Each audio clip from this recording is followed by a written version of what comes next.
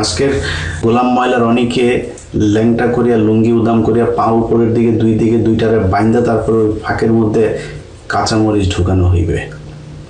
একজন সর্বোচ্চ লেভেলের কোনো মূর্খ মানুষও ওর মতো এই ভাষায় একজনের মাকে নিয়ে এই ধরনের কথা বলতে পারে না। আমি এখন একটি কবিতা আবৃত্তি করব। কবিতাটি লিখেছেন সাংবাদিক ইলিয়াস হোসাইন, উৎসর্গ করেছেন গোলাম মওলা রনিকে। তো চলুন কবিতাটি শুরু করা যাক। কবিতার নাম ক্ষণিকের পাওয়ার। আমার আগের স্ত্রীর সাথে পাওয়ার ছিল না, আবার তোমার সাথে এখন আছে, কিছুদিন পরে তোমার সাথেও থাকবে না। কবি গোলাম ময়লা রনি ওরফে গোয়ামারানি, আস্তাগফিরুল্লাহ। এখানে কবি কিছুদিন পরে তোমার সাথেও পাওয়ার থাকবে না বলতে কি বুঝিয়েছেন? যাই হোক প্রিয় বন্ধুরা, এটা লিখেছেন আমাদের প্রিয় সাংবাদিক ইলিয়াস হোসাইন ভাই। কিছুদিন আগে একটি পোস্ট করেছিলেন সাংবাদিক ইলিয়াস হোসেন সাহেব। তো আমি সেখানে কি পোস্ট করেছিলেন, যার প্রেক্ষিতে গোলাম মওলা রনি তিনি সাংবাদিক ইলিয়াস হোসাইনের মাকে নিয়ে কুরুচিপূর্ণ কিছু কথা বলতেছেন, যেগুলো ভাষায় প্রকাশ করা যায় না।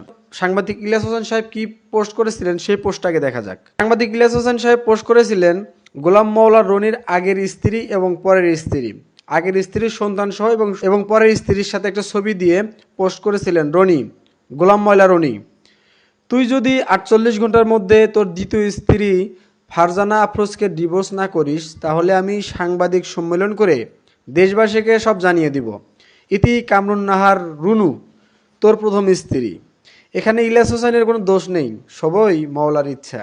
এখানে তেনার প্রথম স্ত্রীর কথাগুলো লেখা হয়েছিল। তো এরপরেই গোলাম মওলা রনি তিনি ফেসবুকে সাংবাদিক ইলিয়াস হোসেনের মাকে নিয়ে কুরুচিপূর্ণ কথাবার্তা বলেন, যেগুলা আসলে কি বলবো ভাই, বলার কোনো ভাষা রাখে না, যেগুলো মুখেও প্রকাশ করা যায় না। তো 48 ঘন্টার আলটিমেটাম দেওয়ার পর গোলাম মওলা রনি তিনি সাংবাদিক ইলিয়াস হোসাইনের মাকে নিয়ে একটি পোস্ট করেন, যেখানে কুরুচিপূর্ণ কথাবার্তা বলেন এবং শেষে তিনি লিখে দেন, বিশেষ দ্রষ্টব্যতে উল্লেখিত ঘটনাটি একটি রম্য রচনা, গল্পের সঙ্গে কারো ব্যক্তিগত বিষয়ের সঙ্গে মেলানো না মেলানো পাঠকের একান্ত বিষয়। আসলে তিনি যে কথাবার্তাগুলো বলছিলেন আসলে এগুলো মুখে ভাষা প্রকাশ করার মতো না। যাই হোক, তেনার যেটা রুচিতে পাচ্ছে সেটা লিখছে। একজনের মাকে নিয়ে, একজনের মৃত মাকে নিয়ে কেউ এভাবে মন্তব্য করতে পারে আসলে আমার জানা নেই। তো যাই হোক, তো এরপরেই গোলাম মওলা রনির অডিও কল ফাঁস। সাংবাদিক ইলিয়াস হোসেন সাহেব তিনি কি ভিডিও প্রকাশ করছে সেটা আপনারা কিন্তু সকলেই জানেন। তো আজকে গোলাম মওলা রনি তিনি একটা পোস্ট করেছিলেন, আসছে নতুন ইল্লুনামা, অভিনব রসায়ন, রোমাঞ্চকর কাহিনী এবং দেশবিরোধী কাজের ফিরিস্তি। তার মানে সাংবাদিক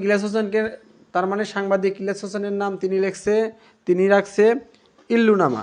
তো যাই হোক, তিনি নতুন কিছু দেওয়ার আগেই সাংবাদিক ইলিয়াস হোসেন সাহেব কিন্তু তাকে কবিতা শুনিয়ে দিয়েছেন। ঠিক আছে, তো এই হচ্ছে পরিস্থিতি।